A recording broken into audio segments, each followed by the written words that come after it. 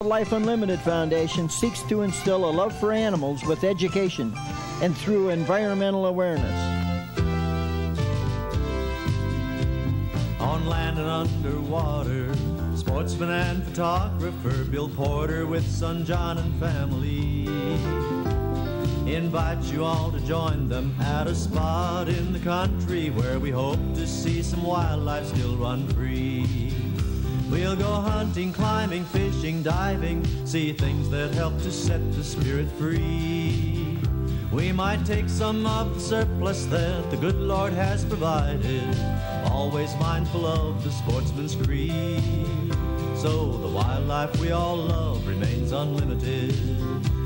Oh, Bill and Rose and little John, who's grown to be a man, will show you through a camera's eye wonders of the land. You might camp with them by mountain streams or run barefoot in the sand. But wherever you go, recall the creed, keep the wildlife unlimited. Not so very far away, in a place we would all love to live in, lives a man in tune with nature, a man who is tolerated by the wild ones. He lives in the big woods with them. He makes no pets, just observes and enjoys. For a sportsman's more than just a hunter or a fisherman. There's things to seed all the mind of many a mortal man. From the way the wild protect their young to canyons carved in sand. Oh, don't take them all as you recall. We're for Wildlife Unlimited. The old man of the woods has told me a lot of stories and taught me a lot about how to live in harmony with the wild ones. Like this story about Thunder, the black wolf. The first time he ever saw the black wolf, it was threatening to rain. Thunderheads were rolling in, and the earth trembled with their mighty roar.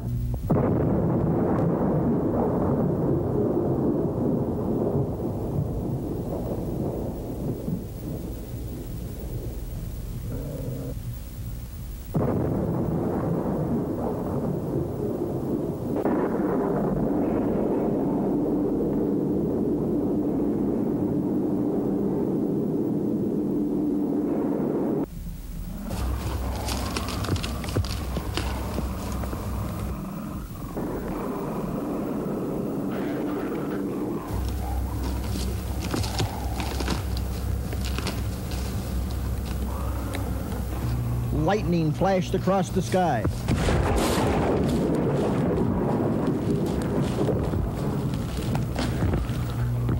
And there she was, as black as night, fighting with that log, with all the fury of the storm. And so she got her name, Thunder. Probably it was only his imagination, but it seemed like every time he saw her after that, he could hear the thunder roll.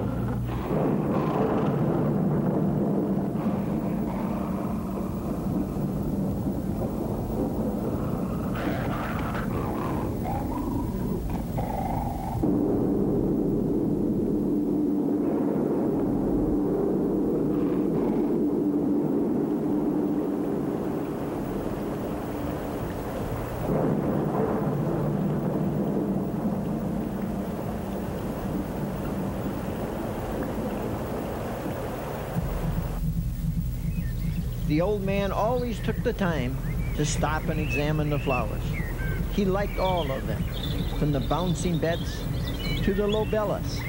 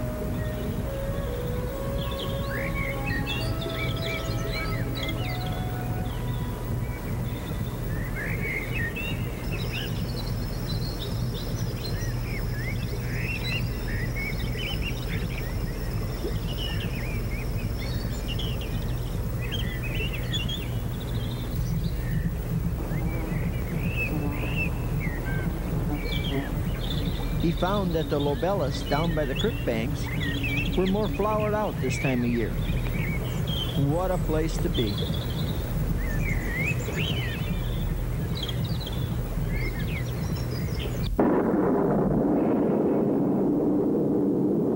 The second time he saw her, it was about to storm again. This time she was hunting in an old meadow that was growing up in young pines and briars. And the colors stood out so bright just before the storm.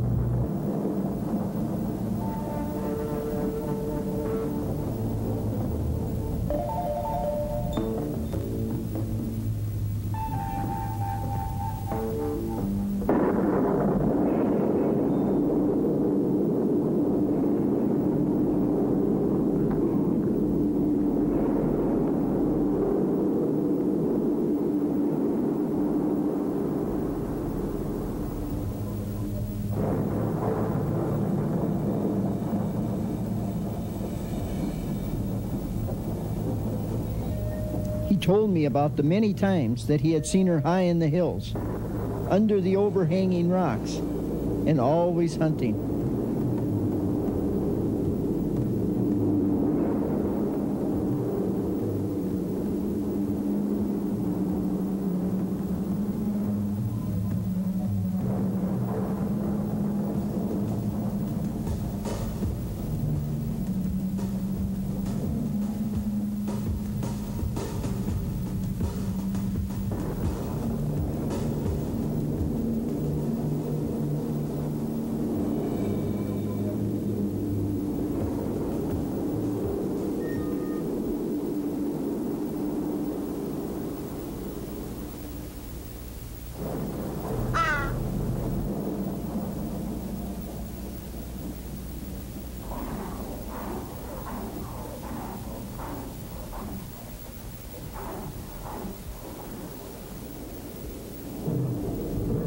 One time she almost came up to him, but not quite.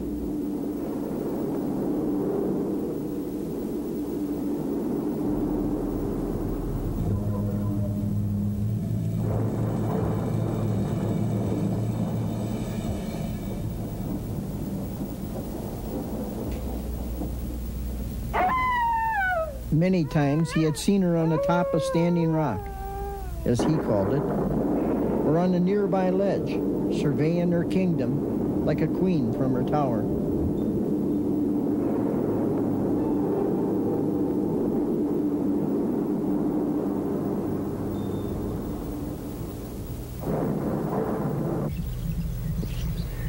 There were also other wolves in the area, like the pack of gray timber wolves. The old man didn't see much of them, unless he passed by their den in the spring.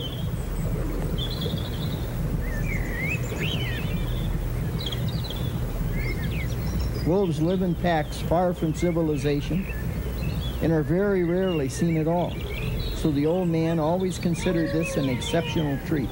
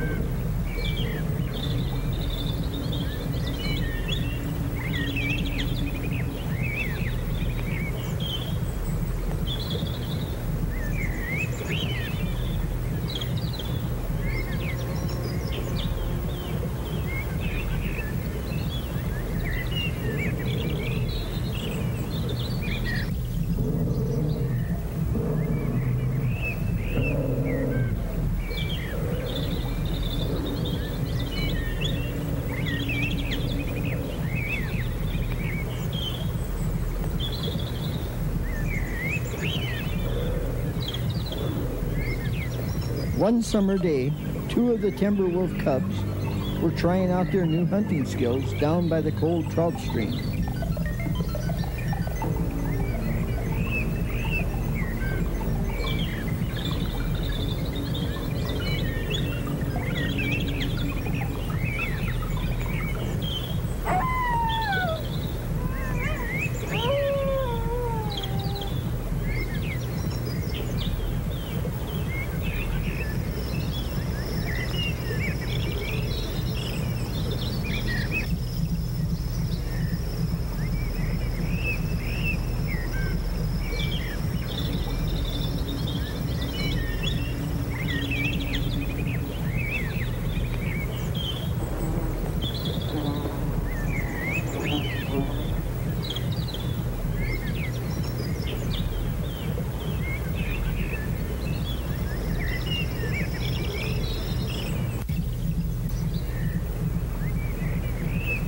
One hot sunny afternoon, more tired than hungry, the old man fell asleep in the warm afternoon sun and was totally unaware of the guest that dropped in for lunch.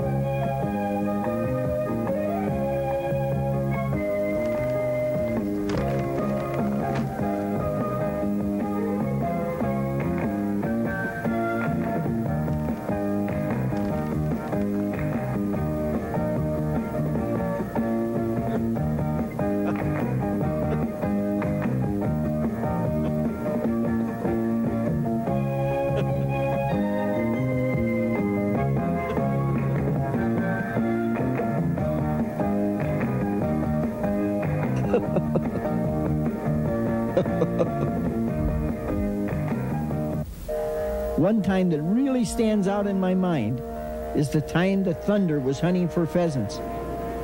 Down along the edge of the woods, where the briars grew out into the grassy fields.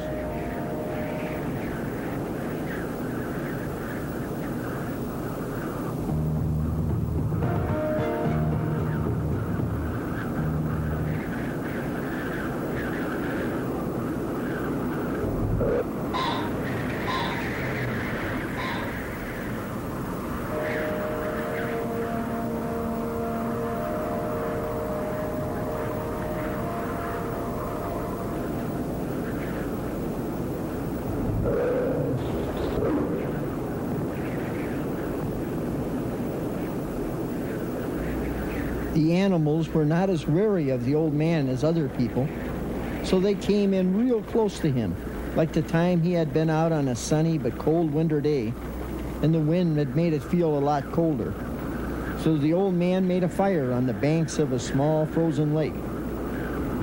It wasn't long until he noticed a deer standing off to his left. just watching the fox and him.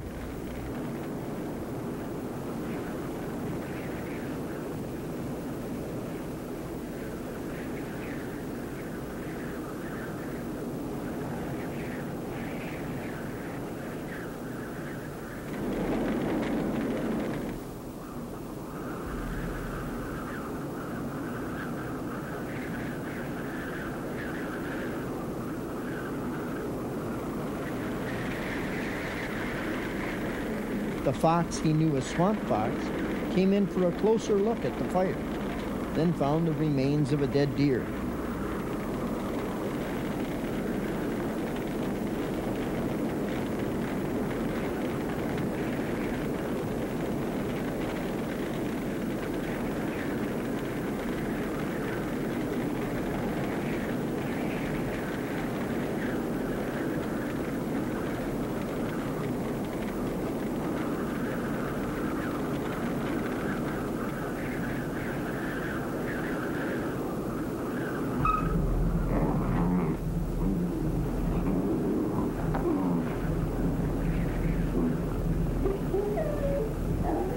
The Swamp Fox was so excited, but then hurried off to get her mate.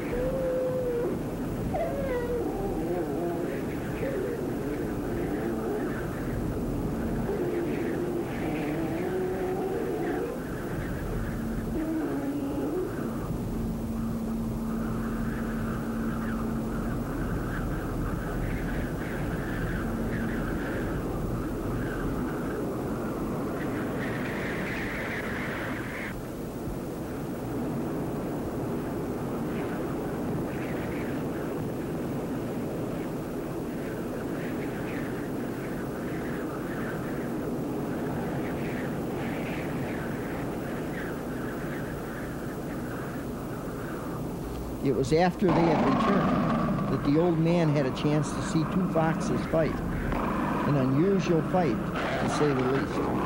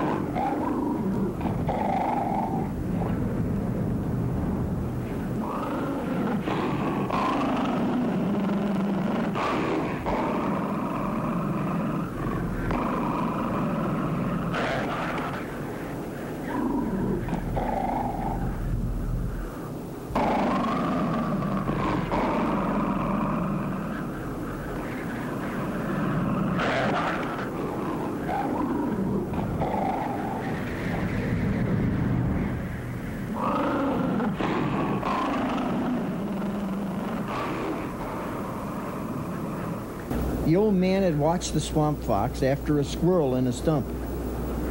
He called her Swamp Fox because almost every time he saw her, she was down by the swamp or on the edge of a lake.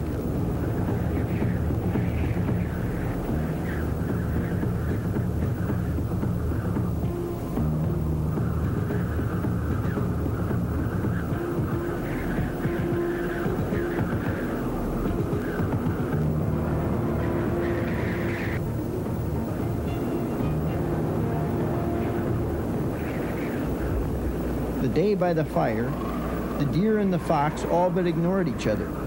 But on a different day, in a different place, it was a different story.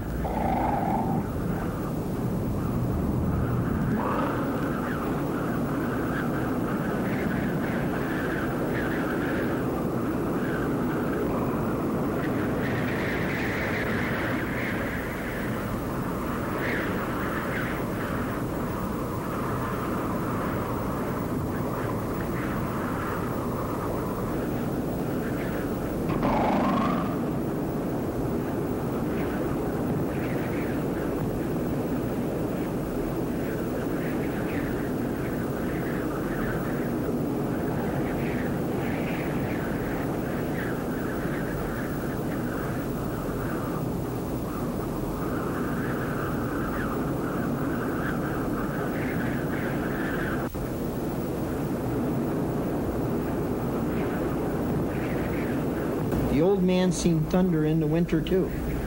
One time he was rubbing on a tree that had fell down. Wolves do this, rub the scent of something else on themselves to hide the scent of their own odor from their prey. Well, this time he didn't need to hide it, for under the tree was the remains of a deer Thunder had returned to eat more of.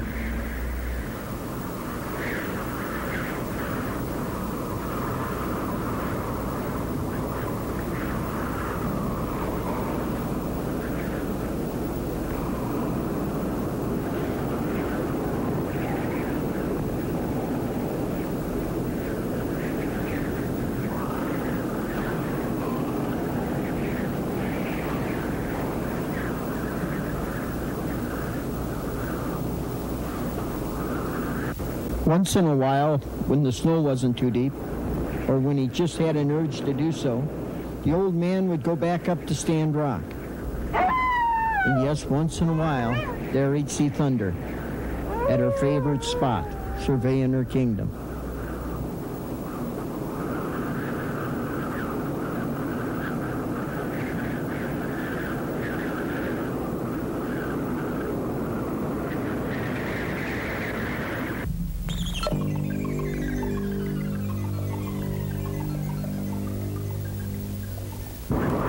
One cold winter day, the old man started out early to check on a bear den he had seen earlier. He was anxious to see if the sow inside had had her cubs, and just how many.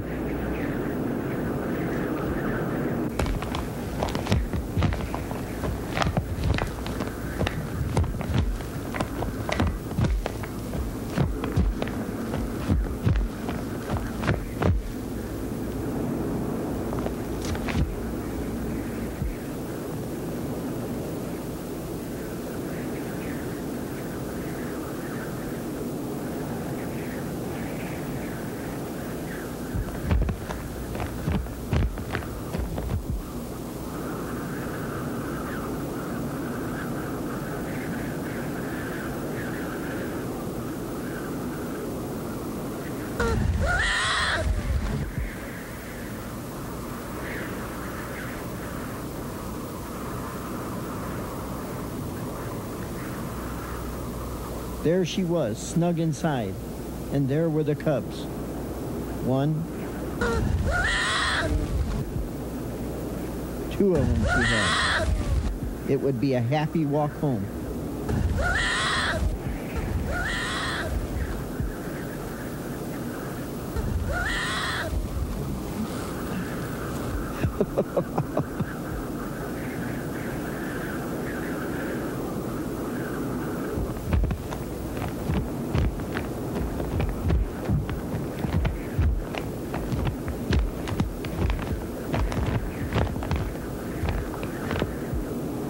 But things change, and this time it was the weather.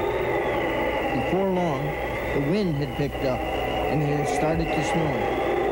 A complete whiteout. The old man knew he must keep on moving. But even as experienced as he was, he knew he'd be lucky to find his way out. Then he thought he heard the cry of a wolf.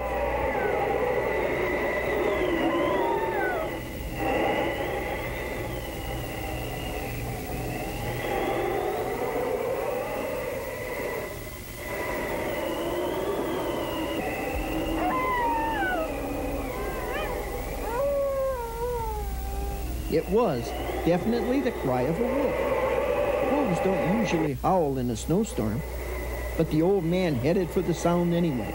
He knew the wolf would be headed for cover, too. He soon found the tracks and hurried along them. They'd soon be blown in if he didn't keep up. After a while, he recognized the area. It was the clearing by his cabin. Had it been luck? Or had it been thunder helping out an old friend? We'll never know for sure, but I know one old man that still loves the sound of thunder. There are many other stories centering around the Old Man of the Woods available. Victory the Bear has the old man recalling a story about how he helped the baby bear, and the adult bear helped him in return.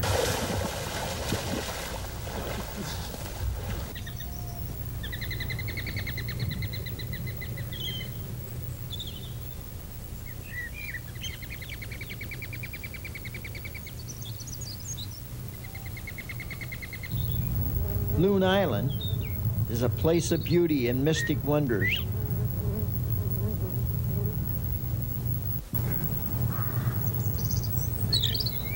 A smallmouth bass called Old Gertrude follows the nesting and raising habits of the young. Stag, the story of a white-tailed buck, is all about the yearly development of the white-tailed deer.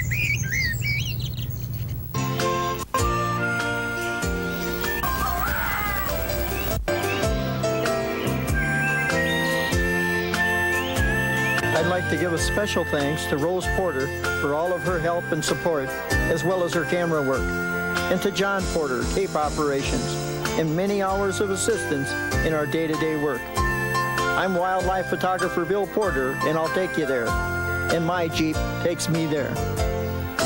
Promotional consideration to the American Airlines, where there is something special in the air. For a sportsman's more than just a hunter or a fisherman. There's things to see to all the mind of many a mortal man. From the way the wild protect their young to canyons carved in sand. Oh, don't take them all as you recall. We're for Wildlife Unlimited. Yes, Bill and Rose and little John, who's grown to be a man, will show you through a camera's eye wonders of the land. You might camp with them by mountain streams or run barefoot in the sand. But wherever you go, recall the creed. Keep the wildlife unlimited. Wherever you go, recall that creed. Keep the wildlife unlimited.